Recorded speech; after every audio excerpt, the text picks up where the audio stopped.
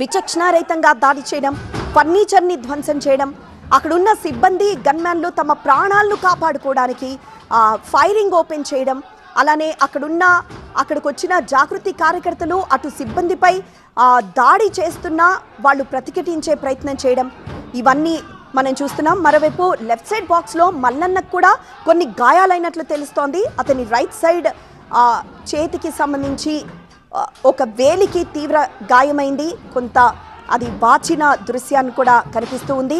అయితే ఆ దాడి సమయంలో మల్లన్న అయితే అక్కడే ఉన్నారు. ఈ దాడి జరుగుతున్న సమయంలో మల్లన్న ఉండడంతోనే కార్యకర్తలు కూడా ముందే తెలుసుకొని అక్కడికి వచ్చినట్లు తెలుస్తోంది. ఫస్ట్ వచ్చిందా సార్ బట్ట పెట్టమంట ఓకే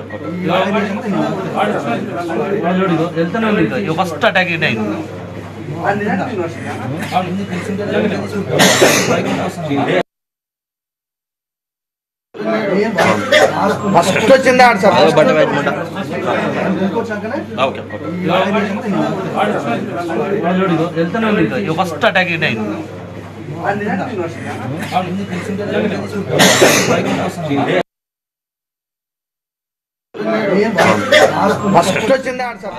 సో టీవీ9 స్క్రీన్ మీద లెఫ్ట్ సైడ్ బాక్స్ లో మనం చూస్తున్నాం ఒక వీడియోని. దానిలో ఒక వ్యక్తి ఫస్ట్ టైం అంటే జాగృతి కార్యకర్తలు వచ్చి రాగానే దాడి చేసినప్పుడు మొదటిగా మల్లన్న గాయపడ్డ ఆ వేలిని చూపెడుతూ ఫస్ట్ కార్యకర్తలు రాగానే దాడి చేసేందుకు ప్రయత్నించడంతో ఆయన గాయపడ్డాడని చెప్తున్న ఆ దృశ్యాన్ని ఒకవైపు చూస్తున్నాం. ఆ వెంటనే మల్లన్నను ఒక సేఫ్ ప్లేస్కి తీసుకువెళ్ళిపోయారు. వెంటనే డోర్స్ అన్ని లాక్ చేశారు.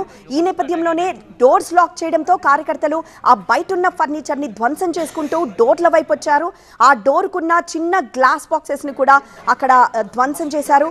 అయితే గన్మెన్లు అప్పటికే డోర్లు లాక్ చేసున్న ఆ గ్లాస్ పగిలిపోవడంతో ఆ గ్లాస్ నుండే గన్ బయటికి ఎక్కుపెట్టి తమను తాము రక్షించుకునే ప్రయత్నం చేస్తున్న ఆ దృశ్యాన్ని చూస్తున్నాము. మరోవైపు మల్లన్న కూడా అప్పటికే వెళ్ళారు. ఆ తర్వాత పోలీసులకి సమాచారం అందించడం, పోలీసులు రావడం జరిగింది. ఈ లోపలే మొత్తం విధ్వంసం అయితే జరిగిపోయింది. ఎక్కడికక్కడ ఆ విధ్వంసం తర్వాత జరిగిన దృశ్యాన్ని మనం కొద్దిసేపటి క్రితం చూసాము. మొత్తం రక్తపు మరకలు, అలానే విరిగిపడిన చైర్లు, ఫర్నిచర్లు, గ్లాస్ ముక్కలే అక్కడంతా చెల్లాచెదరుగా కనిపించాయి. సో జాగృతి కార్యకర్తలు సుమారు 80 నుండి 100 మంది దాకా వచ్చారని అక్కడ ప్రత్యక్ష సాక్షులు కొంతమంది చెప్తూ ఉన్నారు. ఒక్కసారిగా అంతమంది వచ్చి దాడి చేయడంతో సిబ్బంది కూడా వాళ్ళని ఆపలేకపోవడంతోనే ఎక్కడికక్కడ వాళ్ళు డోర్లు లాక్ చేసుకొని తమను తాము రక్షించుకునే ప్రయత్నం చేసినట్లు తెలుస్తోంది. పోలీసులు వచ్చేంత వరకు ఇదే సిచ్యువేషన్ కనిపించింది. పోలీసులు వచ్చిన తర్వాత బయట ఉన్న జాగృతి కార్యకర్తలు చెదరగొట్టిన తర్వాత కొంతమంది వెళ్ళిపోయారు. కొంతమంది ఎవరైతే ఉన్నారో వాళ్ళని పోలీసులు అదుపులోకి తీసుకున్నారు. ఆ తర్వాత వీళ్ళంతా అంటే మల్లన్న ఆఫీస్ సిబ్బంది కానీ గన్మెన్లు కానీ మల్లన్న కానీ బయటకు వచ్చినట్లు తెలుస్తోంది. ఆ తర్వాత మల్లన్నకి గాయమైన దృశ్యాన్ని కూడా ఒక వీడియోలో మనం చూడొచ్చు. అంటే వచ్చి రాగానే జాగృతి కార్యకర్తలు వచ్చి రాగానే ఫస్ట్ అటాక్ మొదలుపెట్టారు. ఈ అటాక్లోనే మల్లన్న చేతికి చిన్న గాయమైన ఆ దృశ్యాన్ని మనం చూస్తున్నాము.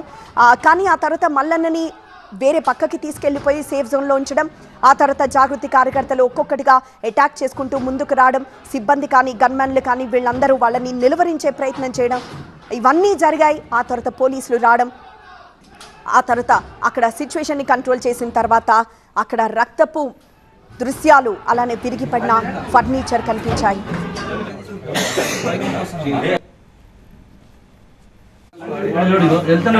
ఫస్ట్ అటాక్ అయింది